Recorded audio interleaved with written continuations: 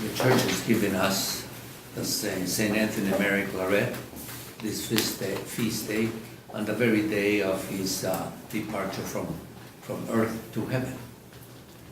And we're given with this kind of a gospel, and the church reflects upon his life as he being a ready follower and disciple of Jesus.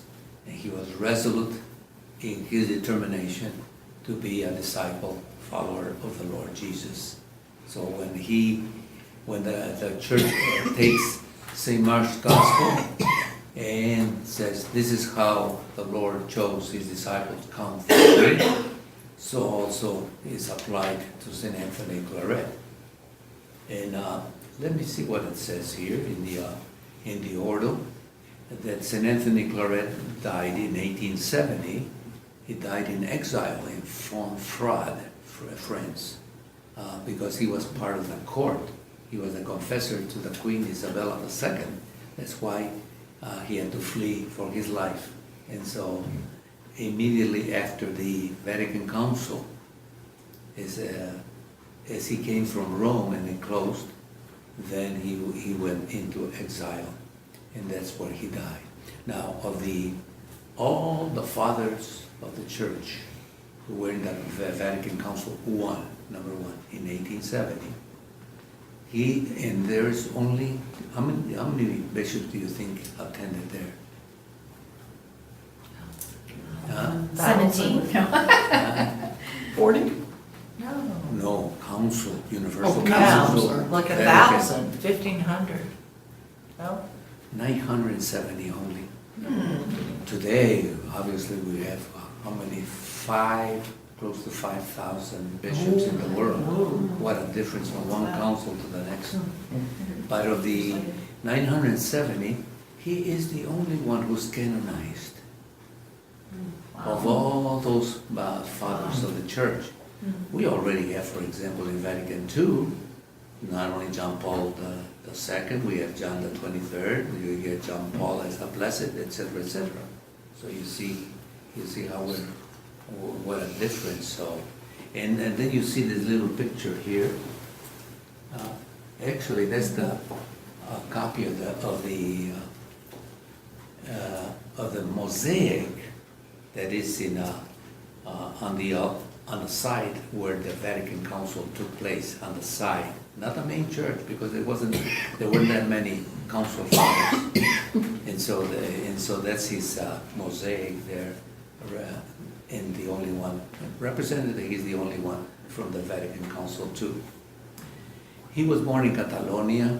I've been to his house in Sallent, and remember they only speak in that area Catalan. Josep Catalan. It sounds very much like French and Spanish and Portuguese, all three together at once. And in Sallent, so St. Anthony Claret had to learn Spanish. He didn't know Spanish. He was only Catalonian.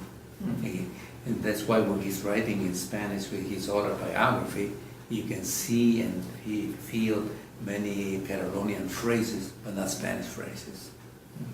Interesting, huh? A vigorous reforming bishop of Santiago, Cuba. He was for 7 years in Santiago, and he had half the island. And of course, and that's where we get his word in that Cuba is one of the least evangelized nations in the Caribbean and in the continent. And so imagine the work that he had to do in order to bring the word to Santiago, Cuba. Again, he labored there for 7 years, and then he went back to, in 1849, before that he went to Cuba, he established the Missionary Sons of the Immaculate Heart of Mary, Claretians, if you want to call it, CMF. And that today number about 3,000 members, foster credit unions, and the apostolate of the press. And so he was a confessor to the Queen, and he also was in charge of the Library of Congress for Spain. And through that, he distributed millions and millions and millions of books. So that's why he's the one patron saint of publications, communications, and so. And one final thing is that I have here the autobiography of St. Anthony Claret. There are only few autobiographies in the world of saints.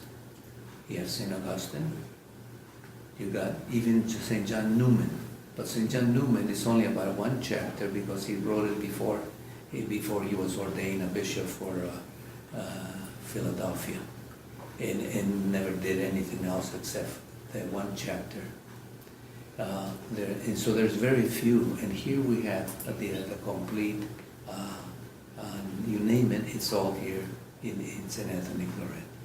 So thanks be to God, because now we can reflect on what he experienced, what he went through. What else can we say?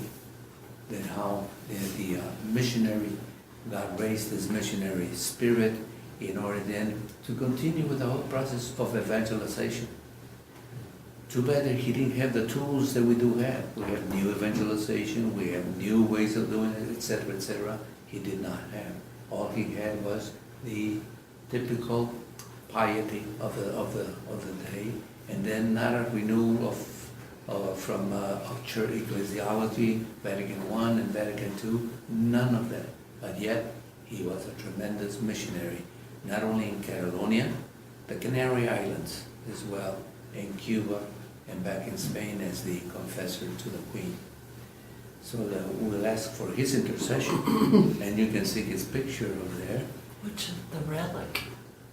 The relic is the first class relic of St. Anthony Claret, and at the end, if we're singing the final song, we'll give it to each one to kiss. Okay. And also you can see there is a little lighter in his pectoral cross right above it. Mm-hmm. There's a little light, because he says in his autobiography that on a certain occasion near Madrid, in one of those, he experienced the presence, the Eucharistic presence, within 24 hours, continuously from one communion to the next. And how to express that is only through a little light, but also he writes this in his autobiography, and there has never been ever questioned by anyone in the church.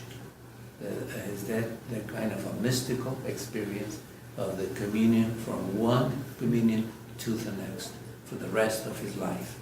That's no.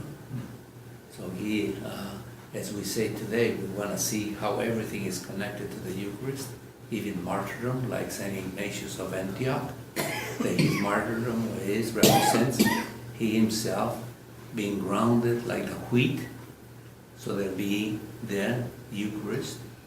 So also he's experiencing that also.